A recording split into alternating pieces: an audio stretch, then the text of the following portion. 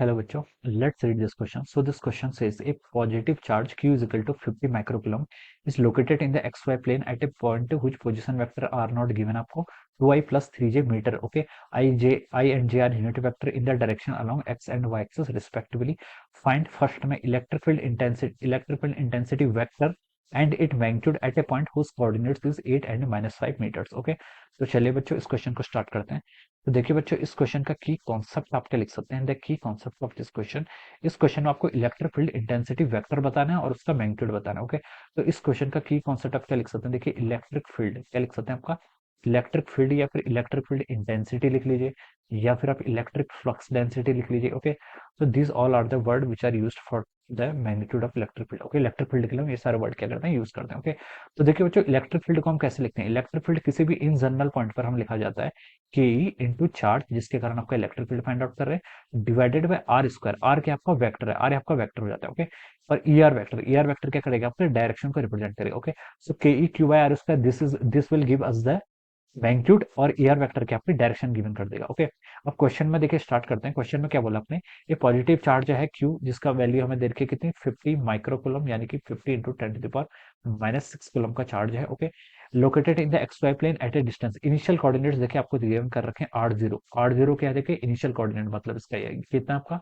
2i plus 3j meters. Okay, ij के are the unit vector in the positive direction of x and y axis respectively. Find the electric field intensity at a point, जिसके कोऑर्डिनेट्स आपको दे रखे हैं। Okay, final coordinates भी आपको R F coordinates दे रखे हैं, कितने आपके 8 आई कैप और -5 जे कैप। ओके, ये आपके फाइनल कोऑर्डिनेट्स। ओके, तो देखिए बच्चों, आपको क्या बताना है यहाँ पर, आर स्क्वायर क्या होता है आपका, इन दोनों कोऑर्डिनेट्स के बीच का डिफरेंस क्या होता है आपके, इन दोनों जैसे कि मैं यहाँ पर आपको फिगर से समझा देता हूँ। ये आपका देखिए इस तरीके से बताना। ओके, ये आपका इनिशियल कोऑर्डिनेट्स मान लीजिए आपका आर ओ, ये आपका इनिशियल है, ये आपका आर एफ है। ओके, तो देखिए इनिशियल को हम कैसे लिखेंगे, ये this is our r o vector. Okay, similarly this one is our r f vector. आपको यहाँ पर ये कोऑर्डिनेट फाइंड आउट करना है, ये क्या हो जाएगा आपका r f minus of r o vector. Okay, ये फाइंड आउट करना है, यानी कि इन दोनों का डिफरेंस हो जाएगा। ओके, तो देखिए जो आपने यहाँ पर r f minus r o vector हो जाएगा, ये कितना हो जाएगा, देखिए यहाँ पर लिख लेता हूँ आपका r f minus r o final minus initial coordinates. Okay, तो देखिए ये हो जाएगा आपका 8 में से 2 माइनस करेंगे तो 6i, और -5 - 3 आपका -8 जे कैप हो जाएगा। Okay, this is the difference of coordinate. ये क्या गया आपका डिफरेंस ऑफ कोऑर्डिनेट। ओके, अब इसी वैल्यू को हम यहाँ पर पुट कर लेते हैं। ओके, हम यहाँ से देखिए यूनिट वेक्टर भी फाइंड आउट करना है, तो यूनिट वेक्टर फाइंड आउट कर लीजिए। यूनिट वेक्टर क्या होता है आपका, बेसिकली यूनिट वेक्टर आपकी डायरेक्शन रिप्रेजेंट करता है।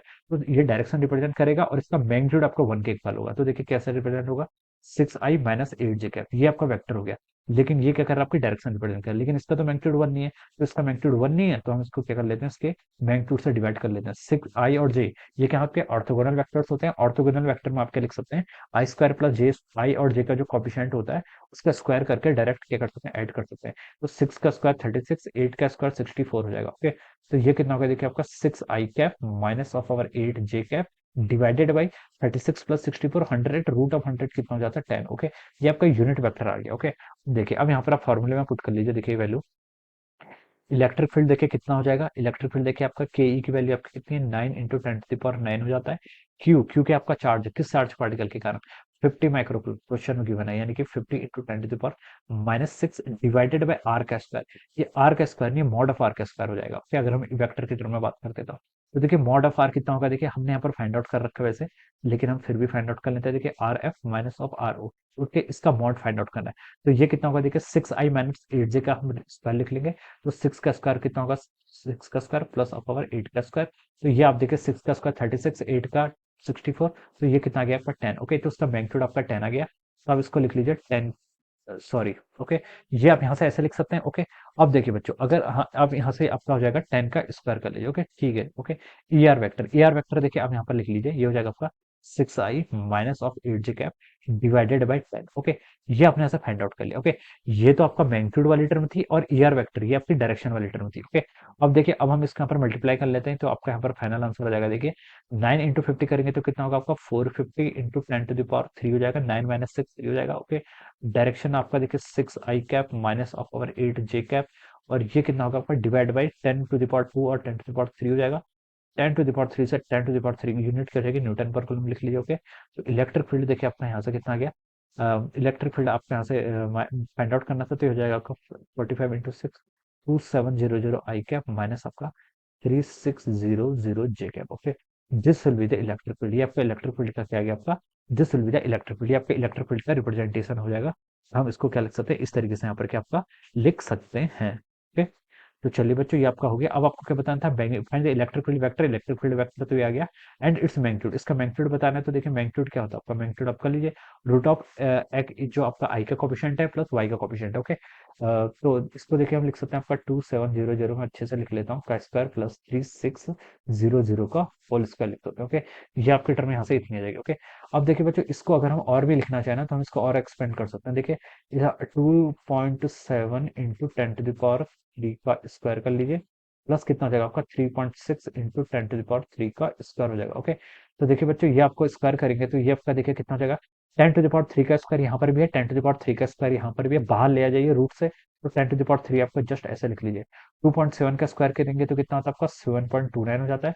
3.6 का स्क्वायर करेंगे तो आपका 12.96 हो जाता है। ओके, इसको सॉल्व कर लीजिए। देखिए मैं यहाँ पर कर लेता हूँ, ये हो जाएगा आपका 10.3 इंटू देखिए 7.29, 9 और 6 9 6 15, 1 9 2 11 1 12, 1 12 17 से 20, 20.25 हो जाएगा किसका रूट के अंदर। ओके, तो देखिए ये आपका जाता है, देखिए ये आपका किसका स्क्वायर है, अ, अ, ये आपका 45 का स्क्वायर। ओके, 225, हाँ यस, ये आपका 45 यानी कि 4.5 into 10 to the power Newton पर कूलम, ये आपका मैग्नीट्यूड हो जाएगा, जिसको आप लिख सकते हैं देखिए कितना आपका 450 न्यूटन पर कूलम। ओके, तो this will be the magnitude of the net electric field.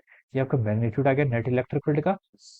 तो ये हो जाएगा। ओके, तो देखिए यहाँ पर एक मिस्टेक हो गई आपका, into 10 to the power 3। Okay, this is our 10 to the power 3। Okay, अब इसको 4500 न्यूटन लिखेंगे। ओके, ये आपका 10 to the power 3 था। ओके, तो 20.25 का रूट 4.5 आ गया इंटू 10 to the power 3, ये आपका 4500 न्यूटन पर मीटर। ओके, तो this will be the final answer of this question. Okay, तो ये आपका मैग्नीट्यूड आ जाएगा, और ये क्या कहते हैं इलेक्ट्रिक फील्ड को किस तरीके से हम वेक्टर फॉर्म में लिखेंगे। Okay, so this will be the answer of this question. So I hope you all understood this concept. All the best and thank you so much.